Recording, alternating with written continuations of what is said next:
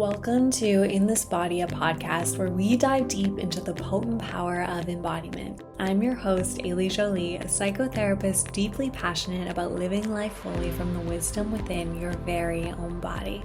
The podcast In This Body is a love letter to embodiment, a podcast dedicated to asking important questions like, how does connecting to your body change your life? How does connecting to your body enhance your capacity to love more deeply and live more authentically? And how can collective embodiment alter the course of our shared world? Join me for consciously curated conversations with leading experts. Each episode is intended to support you in reconnecting to your very own body. This podcast will be available for free wherever you get your podcasts, making it easy for you to stay connected to In This Body, the podcast with me, Ailey Jolie. Welcome to today's episode of In This Body. Today we're joined by Dr. Jason Jones. Dr. Jones has been a registered psychologist for the past 13 years. He holds both a doctorate of philosophy in psychology and a master's degree of counseling. Since becoming a registered psychologist, Jason has invested his efforts into founding Loving Choices. Loving Choices includes a team of registered psychologists and one clinical sexual health educator that are all dedicated to creating systemic changes in society so that we can all better love ourselves, others, and make conscious decisions about our lives too. Additionally, since becoming a registered psychologist, Dr. Jones has gone on to complete postgraduate certifications and workshops related to sex therapy, couples counseling, and body acceptance too. He's a certified sex therapist and certified sex therapy supervisor with the American Association of Sexuality Educators, Counselors, and Therapists. Dr. Jones was a primary supervisor during my training to become a certified sex therapist with ASEC. Dr. Jones often challenged my conceptions of sexuality, embodiment, weight, and what feminism really means and meant to me. When I think of my time training as a certified sex therapist, I fondly reflect on the conversations I had with Dr. Jones as they very much challenged and changed the foundation of many of my previously held beliefs. Dr. Jones was also the person who was able to challenge me enough for me to change the client population I worked with. During our time together, I shifted away from working with intensive sexual trauma and into the work I do today with clients. I'm both so grateful for my time with Dr. Jones as his supervisee, and I'm so excited to spend the next hour interviewing this incredible human. Jason, I'm thrilled to have you with us today. Welcome to In This Body, the podcast with me, Ailey Jolie.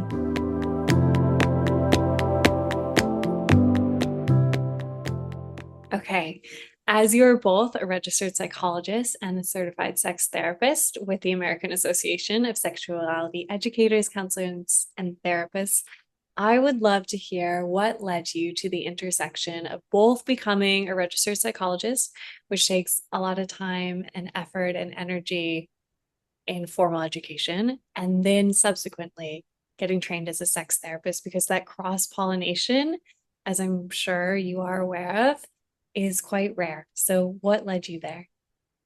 Well, thanks so much for the question and thanks for having me here. I really appreciate it. Anytime that we get to connect is always a treat for me. So in terms of my career around this, I wanted to be a registered psychologist. That was kind of the primary piece for me.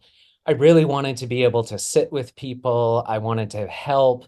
It feels very natural. It's kind of what I like to do with friends and family and connecting with people. So it feels like a really nice fit to be able to talk and listen and learn about people. So when I finished my master's degree in counseling psychology, the first job that I got as a psychologist was at the Edmonton Adult Bariatric Specialty Clinic. And so that's a part of the Royal Alexandra Hospital here in Edmonton. And that's where a lot of our clients in Alberta, even Northwest Territories, Manitoba, Saskatchewan, coming in to do bariatric surgery, so gastric bypass or a sleeve. And so I was working a lot with clients who were trying to lose weight. Their doctors had all said you have to lose weight and you have to, do this and that. And what that really led me into was this understanding around how vulnerable that space was for these clients. And the vulnerability within that area, because of all of the stigma, the societal barriers that we face, and people just internalizing so many of those messages throughout their life around the thin ideal and what's acceptable and what's not acceptable, it led me into this place where it felt like the vulnerability was the most powerful part of our process together. And that dipping into the deepest parts of the vulnerability of an individual was really where the magic could happen.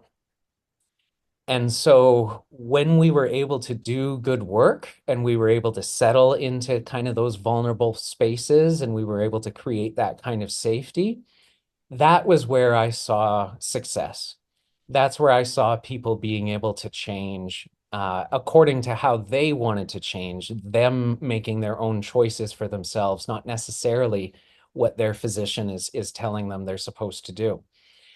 So I became very intrigued at how important this vulnerability space was because with eating behaviors and body image, it just felt like that was really what we were hitting on all of the time.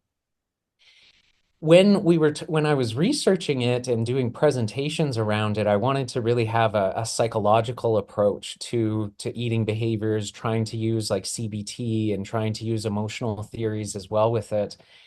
And what I stumbled upon was that at that time, and this is more than 10 years ago, a lot of the research was around, is this an addiction? Is this a behavioral addiction around eating? And there's been lots of different commentary around that throughout the years. And that forced me to kind of deep dive into behavioral addictions and not just food, but that was the first incarnation of it. But then helping me learn about what distinguishes these behavioral addictions from other forms of problematic behavior. It's very different to help someone around food than it is to help them like quit smoking or quit drinking alcohol because you have to maintain a relationship with food. You cannot just stop eating cold turkey and that's not going to work. So you have to maintain some kind of relationship with it. And that actually really led me into the understanding of, what was going on in the field around sexual addiction. And sexual addiction was what the nomenclature was at the time. We've since kind of had a lot of debate in the field around what all of that looks like. But I was very curious about it because they were two forms of behavioral kind of addictions, in quotes there. And when I was looking into the sexual component of it, what I found again was that that was the most vulnerable areas for people. That sexual component, the behavioral addiction, or whatever we want to call it there, the sexuality was so vulnerable for them in a similar way to body image and eating behaviors and feeling safe, in a society that prioritizes certain values around it. So I became very curious about those links and why the behavioral issues that people were dealing with had such a reach into the deepest parts of themselves. And so basically to me, weight, body image, sexuality became pathways for me to get into vulnerable spaces with clients. And it's where that's where we work in the vulnerability, and that's where we can develop these corrective emotional experiences that help create a safety in people making their own decisions about what kind of behavior changes they want. So it felt, I mean, even though it might not sound immediately similar, I just felt like all of it was pointing me towards how you help people with their goals is to try and work with them in the deepest areas of vulnerability that they have.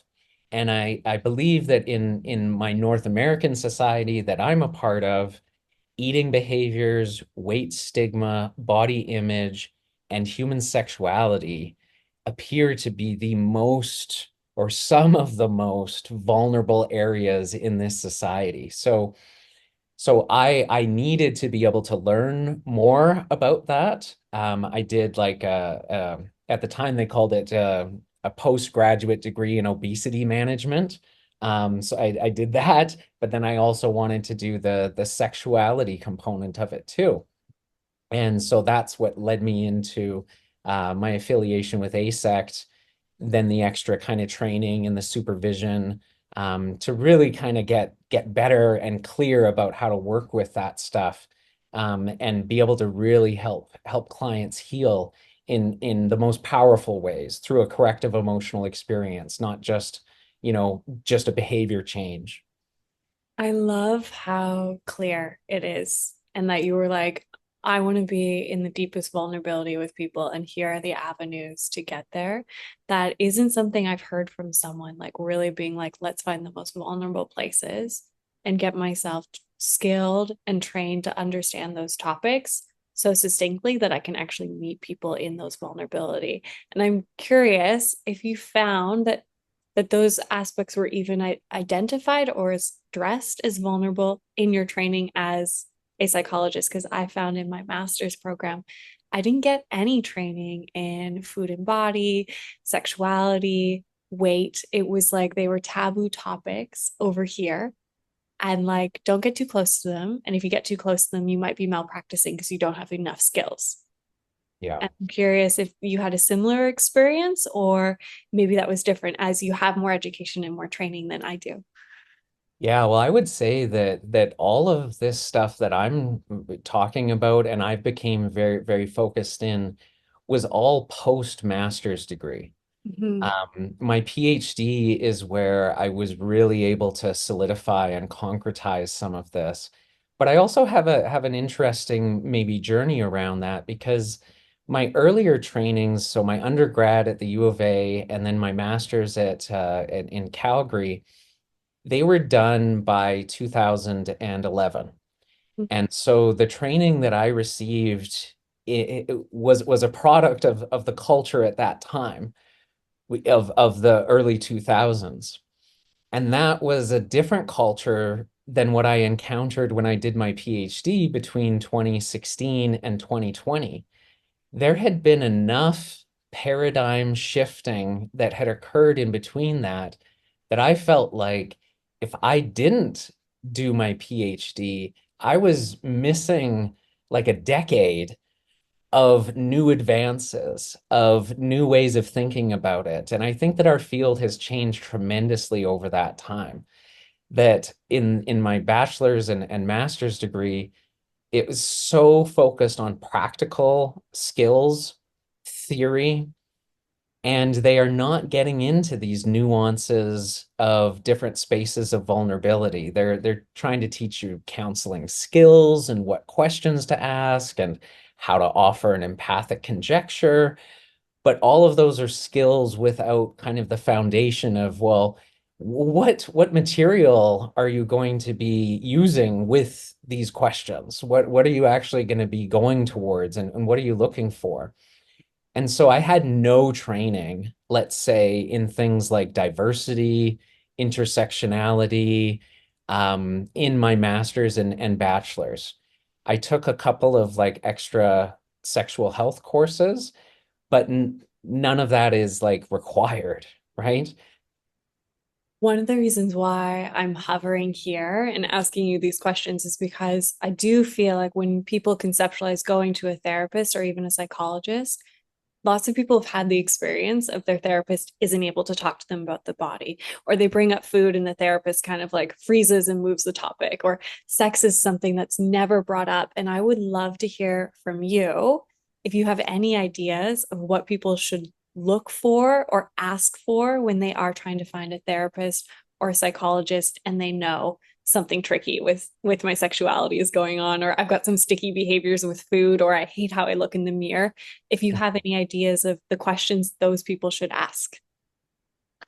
Yeah, I think that every jurisdiction probably carries its own kind of flavor of that. In Alberta, we we do not, I think, educate the public enough in a way for them to know what kind of questions are important for them to ask. I think, I might not be able to speak to other jurisdictions quite as well, but usually when we get inquiries, it's more people asking, can you do an evening? Can you Mm, do a weekend? It's just finding someone who has the degree and the designation as if everybody's created equally or that everybody has the same training or the same theoretical foundations. So I think that unfortunately the public is really kind of far behind in terms of understanding what are the differences within the field. You could visit a counselor, you could visit a coach, you could visit a psychologist, a social worker, a psychiatric nurse, and you may not really think that there's a distinguishable difference there. And they're all coming from different kind of backgrounds. So I think that we really need to be able to do a better job of public advocacy around what are the options? How do we help people make good decisions about what they might need? I'd love for people to prioritize a little bit more on picking the right fit of a therapist for themselves, then maybe how far away it is to your home, how convenient it is for evening and weekend appointments. I think that the priority should be on what are the questions that I want to address in therapy and where can I find the right professional that can help us in answering these questions? But again, even as I say that, how do clients really successfully navigate that on their own when they're looking at different websites? Everybody's saying that they're awesome at everything and that they can do everything no matter what. So I think that it is really important when you're in like a first session with your new therapist, you really want to be asking them questions. It mhm, is not just one direction. You want to ask them, what's your philosophy on this? Do you speak towards a spiritual perspective, or do you have any kind of religious underpinnings in your philosophy? How do you decide when you've declared competency in a specific area? What did you do to develop a competency in human sexuality? Because, yeah, it's rare that people will go down the asect pathway and spend a minimum of 18 months with extra education and all of the supervision that has to happen. So, so people need to kind of know that there are differences there. And there are different levels of kind of training, education, and experience that are important there. I also find like having a PhD in Alberta, because that's not as common, there's also even a little bit of anti-intellectualism sometimes around having a PhD, that you can get some people with certain biases about people that have a PhD or don't. And that's been a little bit surprising too, is that it seems like the shift overall in our society has gone from really wanting to find the expert mhm. to now really wanting to find someone that you feel like fits with you. Ah, And I think that there needs to be a happy marriage of both of those two spaces and not just accept whoever you get as like, oh, I guess this is it. Take time, visit with other therapists because you're going to feel a different fit. And therapy is partly an art. So there does need to be some kind of like congruence or resonance that seems to happen between the client and the therapist. And that's okay to, you know, assert yourself, to wait until you find the right person and then kind of dive in, because it's not always easy. It's not the first person you meet that you're going to be able to have that relationship with. I love what you said about the kind of marriage. That's my word that I'm throwing in there, but the marriage between the expert and the personal fit and how finding that blend is so important. But yeah, I do think that the expert piece, oftentimes there is this stigma against it or pushback, and the relatable can oftentimes be more marketable too, in some ways. Yeah, yeah, and that's how people maybe feel like their experience of that person is through a much more kind of personal Yeah. impact. Whereas like in the 60s, I think you just look for the people with PhDs, and that's what they Mhm. did, right? One thing that I would love to focus on, because I feel like you do that so well in the time that I spent being supervised by you, was blending that expert and relatable. And one way that I've really noticed it show up for you is you have this holistic view of psychological well-being. And I know you've presented at different conferences about health and weight, and I would love um, to just hear your experience of what it was like to present on those topics, and if you've ever faced any stigma for holding a more holistic view of one's well-being and being willing to have those vulnerable topics like weight and sexuality and body image so forward focused in your practice and how you support people. Hmm. Yeah, that's a really good question because I have experience like with the medical model, working at the Mhm. hospital, working with physicians and surgeons. I was also a manager of that clinic. I was a manager for it for a year after I was a psychologist for a few years. So I also had these experiences of working with the other stakeholders, the bariatric surgeons, and trying to figure out how we could all kind of get along because I'm a psychologist managing the clinic. I'm not thinking surgery first necessarily. I'm thinking about the whole picture, the whole emotional, psychological, physical, everything. And in the medical model, there can be a tendency to be very linear in terms of thinking, cause and effect, weight, and so they have a certain kind of emphasis that is not quite as holistic, and there can certainly be conflict in that space. And there was a lot of conflict with that. Surgeons want to do surgery, right? Psychologists want to psychoanalyze, and we Yeah. want to talk about things and stuff.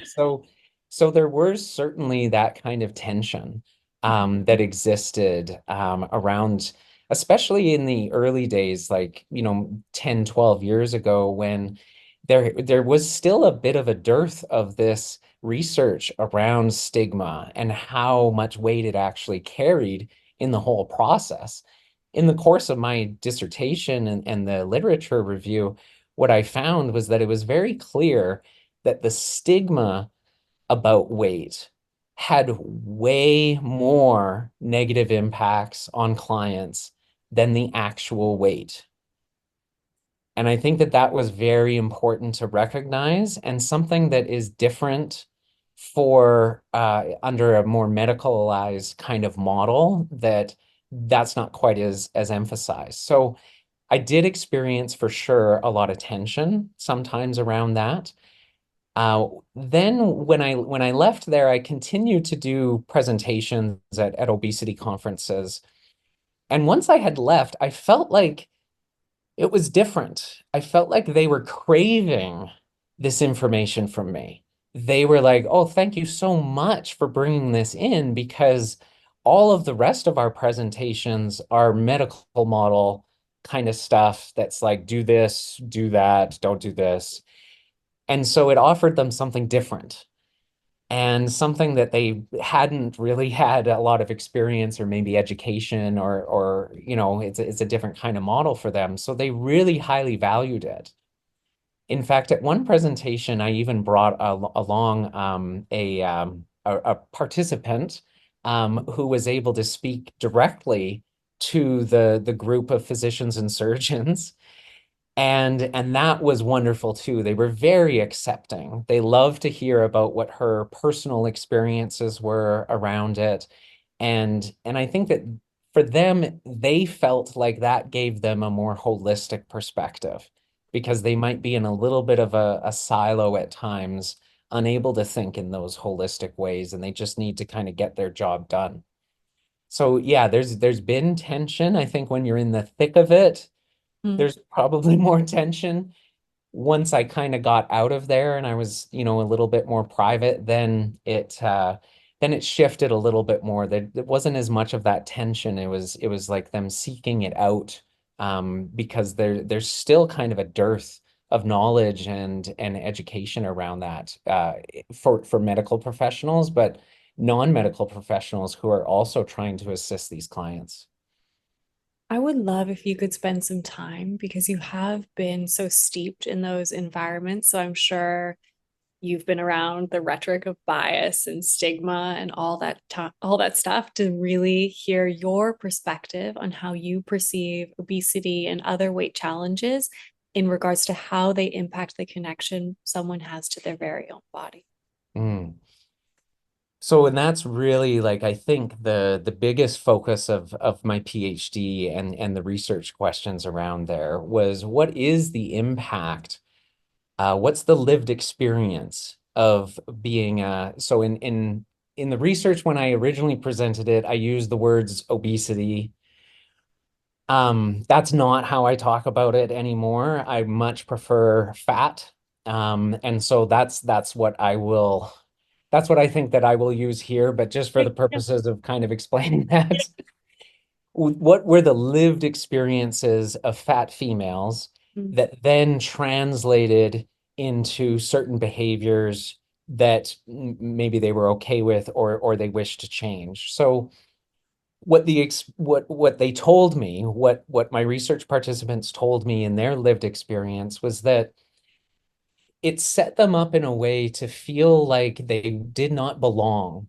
They did not fit in. They did not belong to society. They were not fitting into that space. They felt exiled from it.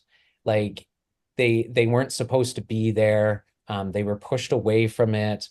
And so they would start to internalize those messages and actually start to kind of withdraw from interpersonal relationships, from maybe group settings, because they felt it. They felt the exclusion, they felt the bias, they felt the people looking at them. And so they would purposefully kind of restrict themselves a little bit from those activities. That has a significant impact on their relationships and then their later sex lives. That there's this reluctance to even trust that someone is authentic about wanting them, about desiring them, because it doesn't fit with what they've been taught about the thin ideal and what they've been exposed to on television and commercials and all kinds of media out there, magazines about what does society actually want and what does it value, in its individuals. So they would kind of remove themselves a little bit and maybe have less dating experiences, less interpersonal relationships, and perhaps then oftentimes that translates into less sexual activity. There is some interesting research out there that talks about the opposite of that, that sometimes there could be a hypersexuality that comes out of that as an adaptation. But most of my clients or most of the participants for the research kind of went in a more kind of hiding, not feeling like they could be assertive in the society, or the concept of sexual assertiveness was really something that they felt like they needed to hide. They needed to feel some shame around it. And so it was like they didn't have a right to pleasure. I don't have a right to deserve, what I want. So it can create some passivity in terms of that, because the expectation is that there won't be an acceptance or there will actually be a rejection about that. So that was really the big one, is this kind of avoidance, or perhaps like some semblances of avoidant attachment, that can kind of be learned or maybe like nurtured through this process. And so it makes it difficult then at times to assert, to say, I'm here, that's okay, deal with it. I'm taking up whatever space I'm taking up with this body, and that's it. As if it's neutral, right? Fat as fact, Hmm. not as an adversary, Yeah. but as just an observation or a description. With those people you were doing research with, were you able to have conversations around bodily awareness, or had their avoidance kind of cut that off from them, or their own, you know, internalized fat phobia or internalized sexism or the internalized thin ideal? Had it cut that piece off? Or was that a part of maybe what you were trying to cultivate? Or maybe it was still there when they felt safe around themselves externally? Yeah, so a couple of things. One of them was that I found that there was a more strong correlation between the fat phobic attitudes of parents Mm. than there was of like a current partner. So if someone had been in a very fat phobic environment as a youngster and their parents were always obsessed with dieting culture and stuff like that, that seemed to have a very strong correlation to, in adulthood, a lack of body appreciation. And so that was the measure that I used, the body appreciation scale, as one of the quantitative kind of measures to see, what we could kind of correlate there. So it didn't seem that if you had a really supportive partner or someone that you could feel really safe with, that did not buffer that effect entirely. That process from childhood around fat phobia really lingered, and it really prevented women from being able to really appreciate their body, feel comfortable with it, and take their pleasure around it. There's just such a great discomfort around the body, like trying not to touch certain areas, some avoidance around like, just feeling uncomfortable in different spaces with it. And so it would actually kind of translate to a little bit of, yeah, not as much sexual assertiveness, not as much body appreciation. And I think that that's really because they've attempted to disconnect themselves from their body as a function of their psychology. So they need to kind of put it to the side so that they're not in touch with it all of the time because that brought too much shame and pain for them. So it's almost like a dissociating process there of compartmentalizing that in a different space, like it's off limits, it's out of bounds. And that then, prevents practice, trying new things, just feeling comfortable with asserting what you think your body is telling you. Because in terms of like fat, people don't trust their body anymore. They feel like their body betrays them. And so they try to hijack what their body is telling them with their mind and their intellect because they much more trust their intellect and their cognitive um, beliefs around it than what their body says. So there's almost this like forced kind of disconnection that Mhm. happens in order to kind of preserve the sense of self. Yeah. So yeah, I think that that's really important. It's very difficult for, and probably I think takes a little bit more intervention and time to be able to move into that space comfortably, own the space, own our pleasure, because we do have to reconnect with the body, and we haven't had a great relationship with what our body signals have been, or we don't trust it anymore. So it's a very conflicting relationship. Maybe a little selfishly because I want to hear you speak about this. How do you work with someone who has that disassociation and that disconnection? You said takes time. It's a more lengthy process. The interventions are maybe a little bit clearer or a little bit more heavy-handed, I'm imagining in my mind. But I would love to hear you speak about that because if someone is living that experience, this might even just be a little bit of a sprinkle of what it could look like in regards to that process and coming back to the body, because I've spent a lot of time in the research world reading the books on this topic to be of better support to my clients. And I mean this full heartedly. You are probably the only person I've heard speak about this in such a compassionate, empathetic way where it feels so clear. So I would love to hear from you how Mm. you support someone come back into themselves and move through that disassociation that's so natural and a consequence of the world we live in and around us. Yeah, yeah. And I think the short answer is slowly. So, okay. And and the long answer, uh, I think that it really kind of fundamentally comes from our awareness that where we are and how we have organized our belief systems and our thoughts about things have been learned. None of us are born hating fat and wanting to eradicate it. In fact, we love fat. Baby fat is even a wonderful kind of nurturing thing. So the idea that, there's fat phobia in there is that fat phobia is a learned mechanism.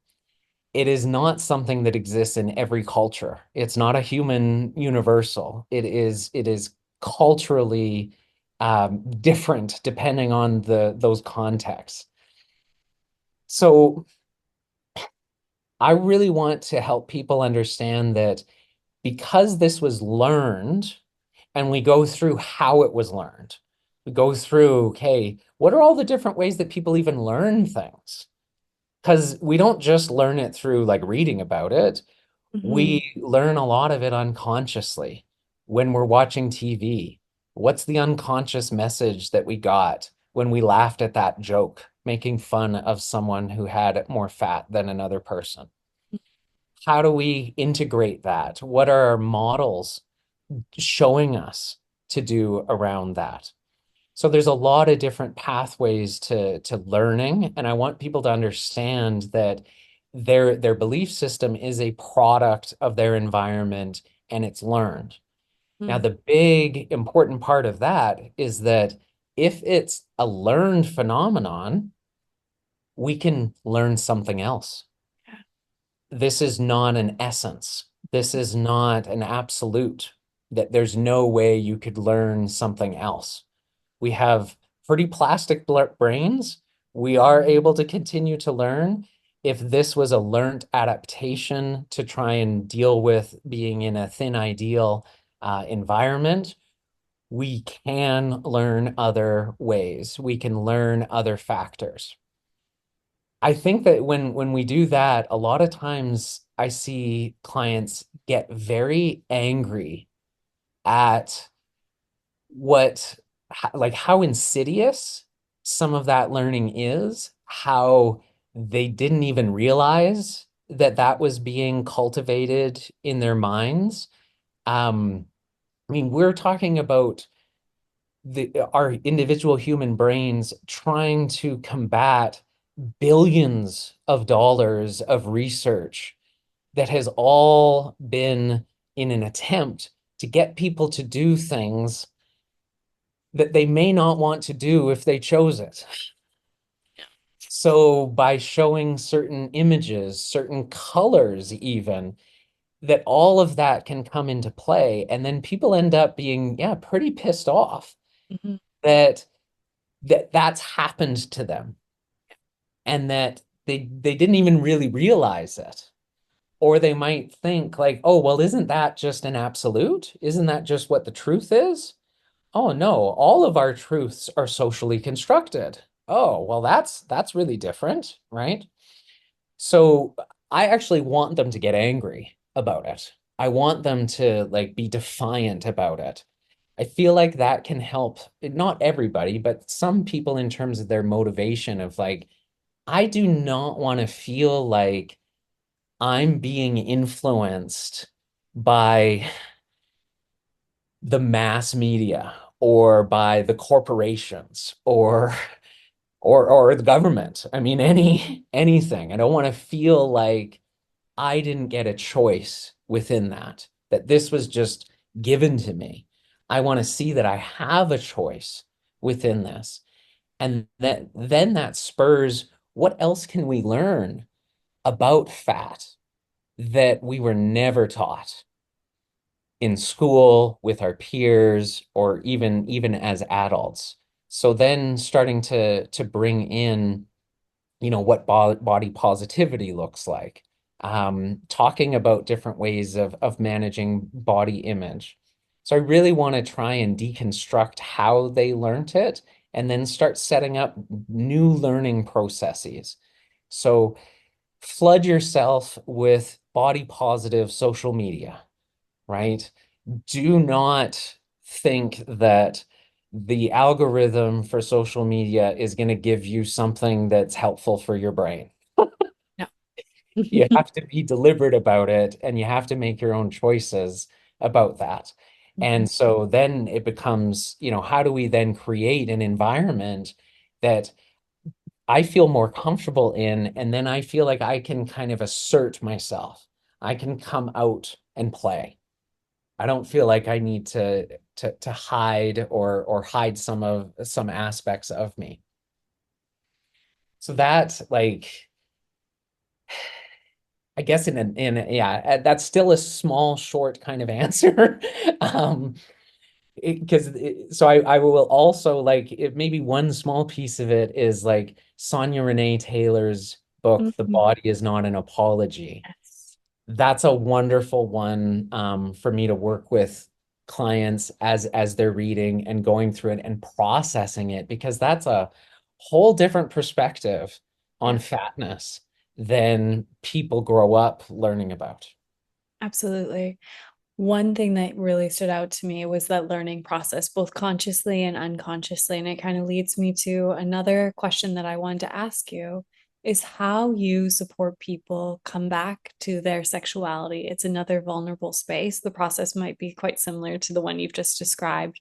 But if there are things that you really find in your practice that you come against or you touch on, that people have learned about sexuality that you find yourself constantly deconstructing, what are the common kind of narratives of sexuality that you are like, those are in most people and they're usually getting in the way? Mm. So right now, what I feel like I'm experiencing with my client population is a lot of uncertainty around what's safe, what's appropriate around sexuality, fantasies, and where those lines are. So we've undergone such a cultural change that, let's say in the 50s and 60s, men were completely in control of sex in society. It was about them entirely. And that started to shift. That shifted maybe a bit in the 80s, more in the 90s, and started to shift a little bit.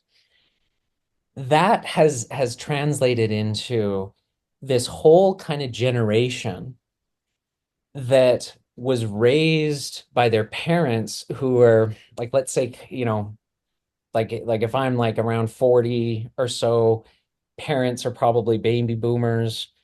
Baby boomers are talking about sexuality from a very different perspective.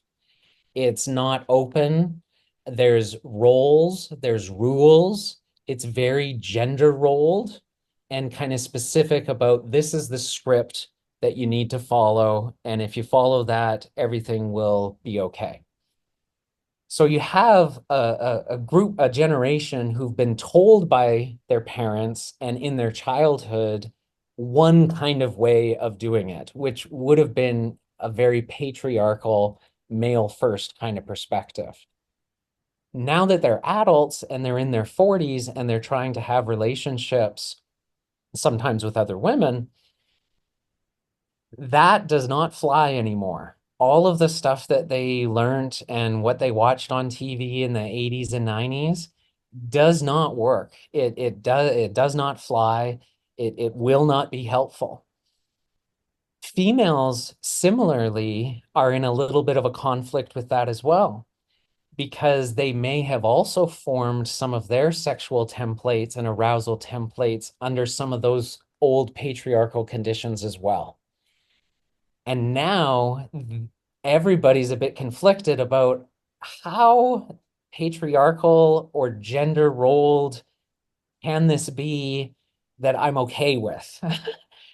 When we want sexuality to look differently, much more equal, much more equity, much more conversation back and forth. But that can rub against how we learned originally about what we desired and what aroused us. So there's a bit of this conflict around, okay, there's half of it's kind of this male, female, traditional gender roles operating. The other side of it is this more kind of sensitive, new age equity piece.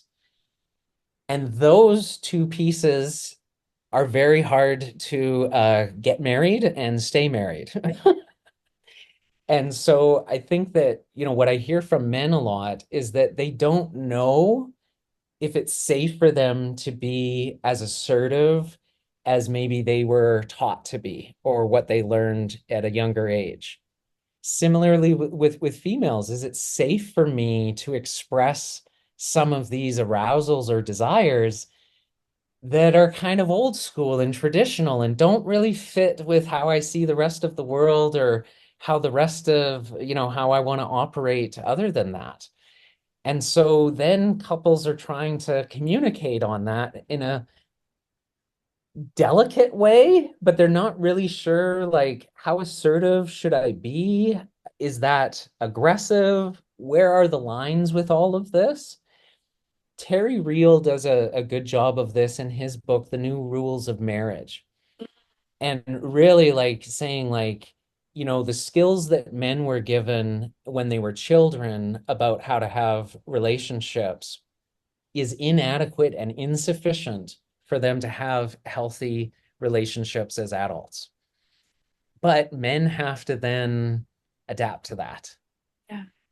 And some men are having a much harder time with that than others about, I guess, maybe buying into that as a bit of a more valuable process.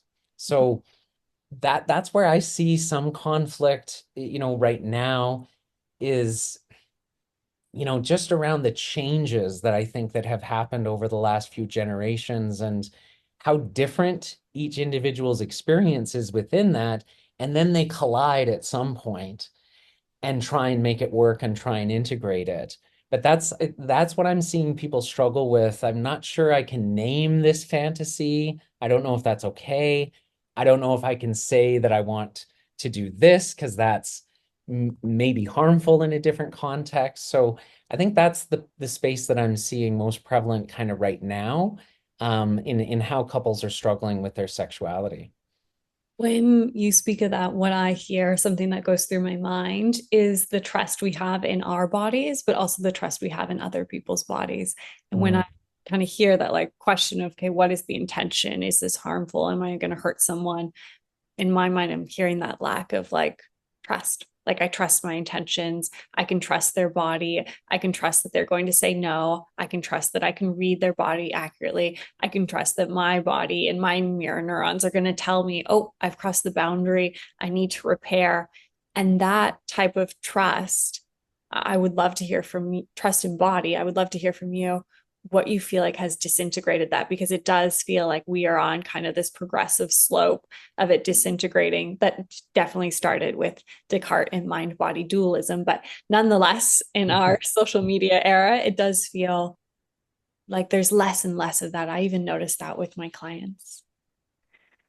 Yeah. In terms of trust, I always think of it as that trust is an outcome. Mm, So the only way to get towards that outcome is practice and experience, yeah. right? And I think that, most people have been very limited in terms of what kind of experiences or healthy experiences they can have around addressing sexuality, talking about it with others in neutral ways. So they don't have a lot of experience, to be able to gain some of that trust. And then maybe when they're with partners, they're not sure if they can trust themselves, what their body's telling them, kind of like that, some of the fantasy stuff, like, oh, I know that my body's responding to this, but I don't cognitively want to be responding to that. Yeah. So now I'm in this little debate with myself around that.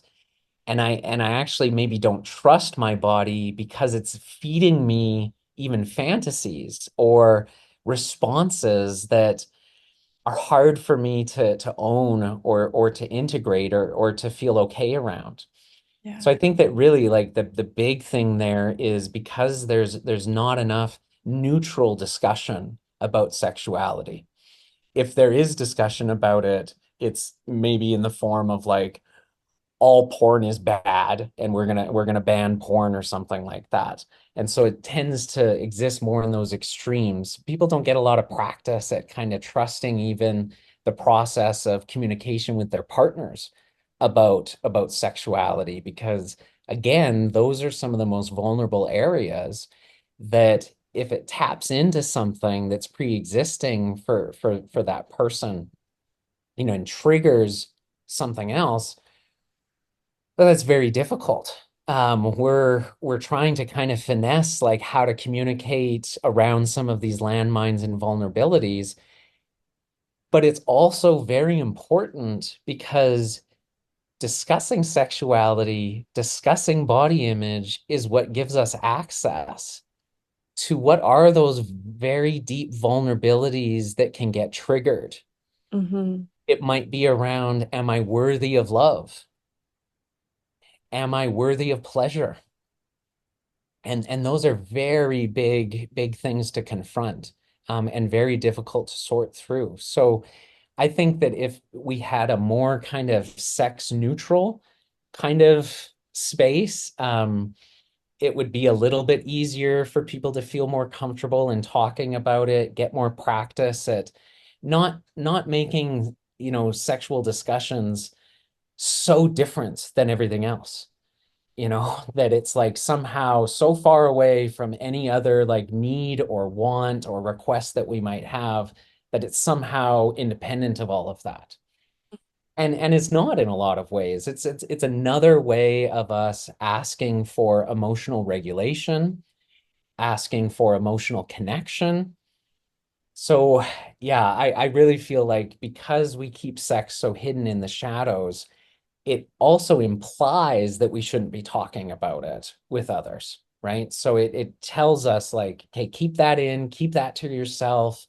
You can only share this like in the most, perfect kind of situations, but there will never be those kind of perfect situations either. So we need to kind of keep talking about it and increase our comfort or tolerance of talking about it.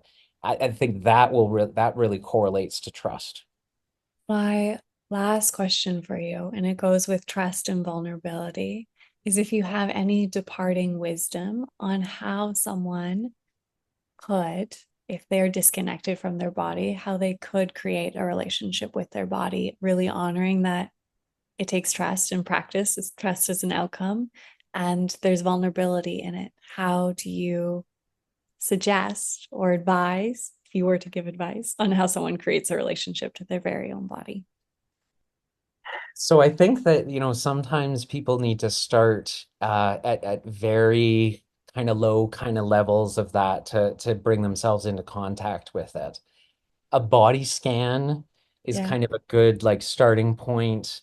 Just helping clients like move through their body, scanning it, even practicing like that as a bit of an approach.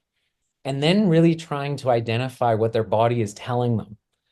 What is the message of this, or how can I interpret this or make sense of this in some kind of way? Because the body has some wisdom, it has some learning, it has something to say. It might not always be right, it might be biased or distorted sometimes, but it's got a message that it's carrying for us. So we want to be able to be curious about what those messages are. What is this experience like? How do I even think about this experience as being a part of me? or is there that kind of mind-body separation there? So sometimes that's even a bit like philosophical around like, yeah, what do you think? Do you think that there's a mind-body dualism? Do you think that they're connected at all?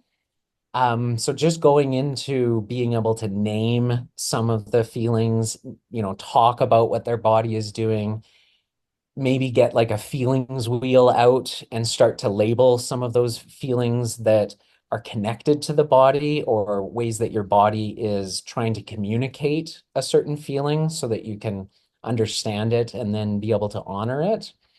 So trying to kind of practice that, get into touch with it, be curious about the body. Don't treat the body like a threat. The body is not going to try and hurt you to a place that you can't come back from. The body is trying to help. Sometimes it's not going to be as helpful, but there is wisdom from it that we want to be able to hear. What is that part of it? And I like to think about like the wheel of awareness, and Mm. there's 4 different quadrants to it. So we can pay attention to any one of these quadrants. They're available to be aware of. And looking at our body and what our body is telling us is 1/4 of that. Our thoughts about it are also 1/4 of that. So what we're trying to do is honor the body as like lateral. It's on the same page, or it's on the same positioning or hierarchy as the mind, but Mhm. they are also both just small parts or a minority component of all of the information that we could attend to and be aware of. So trying to kind of pull some body awareness into it. Our culture really, really emphasizes thoughts. And so that's what we've all been indoctrinated into. We should, hold our thoughts as primary. That's what separates us. That's what keeps us civilized and stuff like that. But we've over prioritized that kind of intellectual cognitive space. And we've deprioritized our connection to the body and the wisdom that the body might hold in its communications with us. So that's really important to try and resist some of that kind of indoctrination around our society that like left brain and logic is always primary and that's the most valuable. Well, no, there's a lot of important information that exists in that space, as well as the other 2 spaces of that, just to kind of polish that up, is the 5 senses, and then our more spiritual community kind of felt sense of connection to others, much more kind of indigenous in nature. So we want to have all 4 of those. Not one is more important than the other, but we're trying to kind of integrate our awareness, and the body is just as important as the thoughts. That piece often gets missed, so deeply missed. I want to thank you so much for your time. I have said this to you before, but I learned so much. Being supervised by you. It was like the gold sparkly part of my training with ASECT, and I don't think I would have gotten through it without you. And it definitely transformed how my practice, but just how I conceptualize things. I think that you were the first person I really came across in my training that held an intersectional lens with every single client. And I really valued that. And it gave me so much confidence that there are other people thinking about the intersections of things too, and not just thinking, what intervention do I use next? Right. So I really just applaud you so much for that and all the time and energy you've invested into yourself and your education to be able to offer that type of guidance to someone. So thank you so much. You'll be able to find everything about Jason below. So you'll be able to check him out and his practice that he's created in Alberta called Loving Choices. Thank you so much for your time again. Oh, thank you, Ailey. Always a pleasure.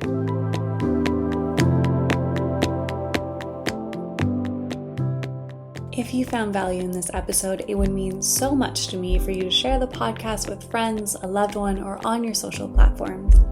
If you have the time, please rate and review the podcast so that this podcast reaches a larger audience and can inspire more and more humans to connect to their bodies too. Thank you for being here and nurturing the relationship you have with your very own